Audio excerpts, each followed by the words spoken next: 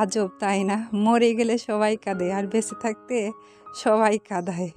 আসসালামু আলাইকুম, hello everyone, welcome to শেষ সকাল ব্লগ। সবাই কেমন আছেন? আশা করি সবাই ভালো আছেন, সুস্থ আছেন।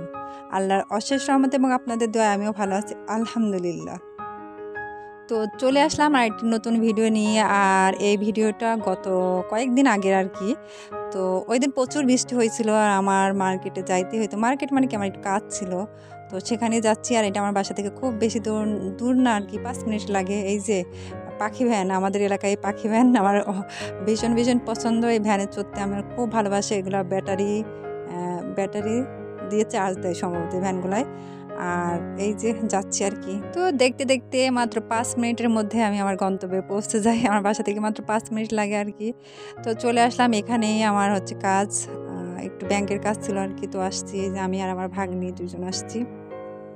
তো যাই হোক, প্লিজ সকালে একটি লাইক দিয়ে দেবেন যারা আসছেন, আর ফুল ভিডিওটি ওয়াচ করে দিবেন। আশা করি আপনাদের ভালো লাগবে, সাথেই থাকুন। ওকে।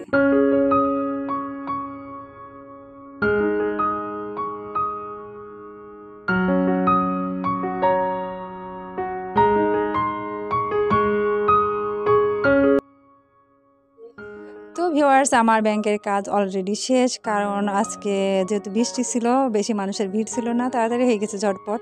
আর আমি এই যে একটা ফর্ম নিতে আসছিলাম আর কি। তো কার্ডের জন্য অ্যাপ্লাই করার জন্য ফর্মটা পূরণ করতে হয়। আর ফর্মটা আমি এখানে বসে আর পূরণ করলাম না। আমি বললাম যে আমাকে দিয়ে দেন, আমি বাসায় গিয়ে ধীরে সুস্থে পূরণ করে পরে আপনাকে দিয়ে যাবো নি। পরে বলতেছে আচ্ছা আচ্ছা, সমস্যা নেই, বাসায় নিয়ে যান। তো এখানকার কাজ তো শেষ, এখন আর একটা ছোট্ট কাজ আছে, আর সেটা হচ্ছে একটা ড্রেস কিনতে হবে। তো চলে আসলাম আমরা এই দোকানটাতে, পরিচিত একটা দোকান আর কি। তো এই দোকানটাতে আসতে আসলে আমার কাজিন আসছে আমাদের বাসায় বেড়াতে, ওর জন্য একটা ড্রেস নেবো, এই জন্যই আসা আর কি। তো ভিডিও শুরুতে আমি একটা কথা বলছিলাম ফার্স্টের দিকে, আপনারা শুনছেন হয়তো বা, যে মরে গেলে সবাই কাঁদে আর বেঁচে থাকতে সবাই কাঁদায়। তো এই কথাটা আসলে খুবই বাস্তব একটা কথা। আর সেটা হচ্ছে, আমরা যখন বেঁচে থাকি তখন অনেক মানুষ আছে যারা জেনে বুঝেও আমাদের কষ্ট দেয়। তারা বুঝতেছে যে এই মানুষটা কষ্ট পাচ্ছে, তারপরে তারা কষ্ট দিতে দ্বিধাবোধ করে না। বাট এই মানুষগুলাই আমাদের আশেপাশে আছে, সমাজে অনেক মানুষ। যখন এই মানুষটা মরে যাবে, তারা এসে এমন কান্নাকাটি শুরু করবে যে তারা কখনো এই মানুষটাকে কষ্টই দেয়নি, অনেক ভালোবাসছে।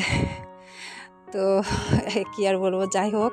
এই যে দেখুন, আমার ভাবির বাসা থেকে আসলে আমার ভাই গেছিল সাথে করে, এই যে ড্রাগন, পেয়ারা এগুলো দিয়ে দিছে। আমগুলো আমাদের বাসারই গাছের, তো একদম ফ্রেশ গাছ থেকে টাটকা তুলে দিছে আর কি।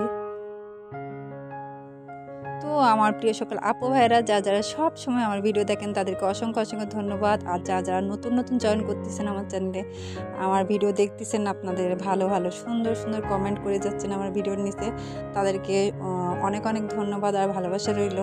আর এই যে পেয়ারাগুলো দেখতেছেন না, এই পেয়ারাগুলো খুব একটা সাইজে বড় হয়নি, ছোট ছোট, বাট এত মিষ্টি কি বলবো। তো এটা আমি রূপাইকে দেবো এখন। এই পেয়ারাটা সুন্দর করে ওয়াশ করে এখন আমি রূপাইকে খাইতে দেবো।